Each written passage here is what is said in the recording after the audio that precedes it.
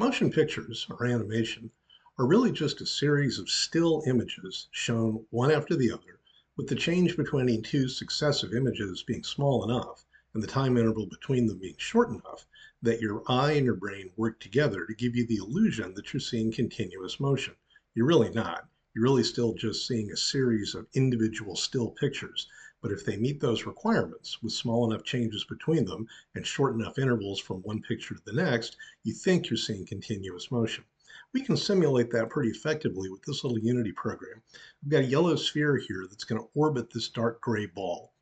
We can change the number of frames per second that we see actually affecting that motion. In other words, we can control how many times per second this ball moves.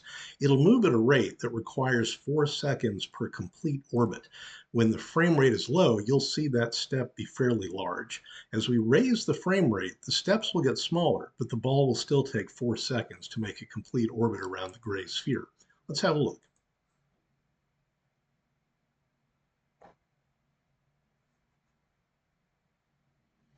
Okay, so here we are at a frame rate of about 3 frames per second. At 4 seconds per orbit, that means every second the ball covers about 90 degrees of one rotation. At 3 frames per second, that means the ball moves about 30 degrees per frame. Very easy to see the individual frames. All you got to do is have a look and it's pretty clear. Now what we're going to do is we're going to raise that frame rate from 3 frames to something higher. You can ignore the number in the upper right. That controls how many video frames on my computer pass before I move the ball. The frame rate you're seeing is the one in the upper left. Now you're seeing it twice as fast at 6 frames per second. It's still very, very easy to see the individual pictures. But clearly, the step size from one frame to the next has gotten smaller. So the changes between successive frames are smaller, and the time between them has gotten shorter, but nowhere near enough to look like continuous motion. If we raise to about 10 frames per second, certainly it's getting smoother. Not enough to fool us yet, but you can see how the illusion is almost beginning to seem as though we're looking at continuous motion.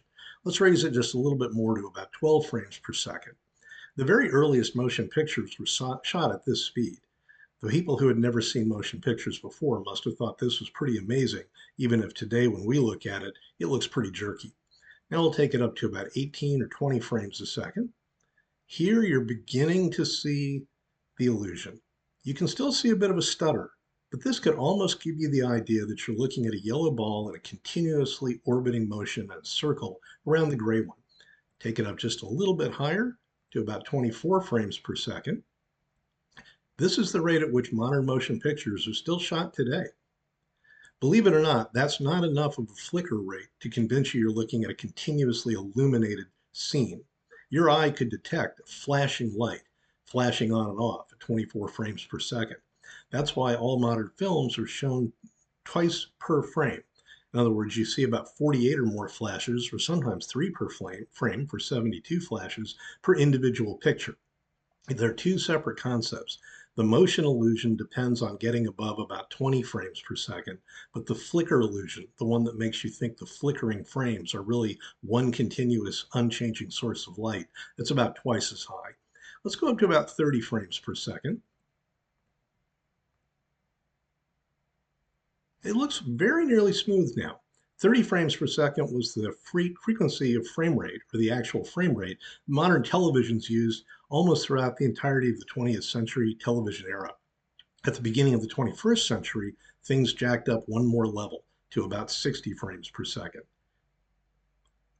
Now you can see the ball is moving silky smooth, but nothing has really changed other than the frame rate.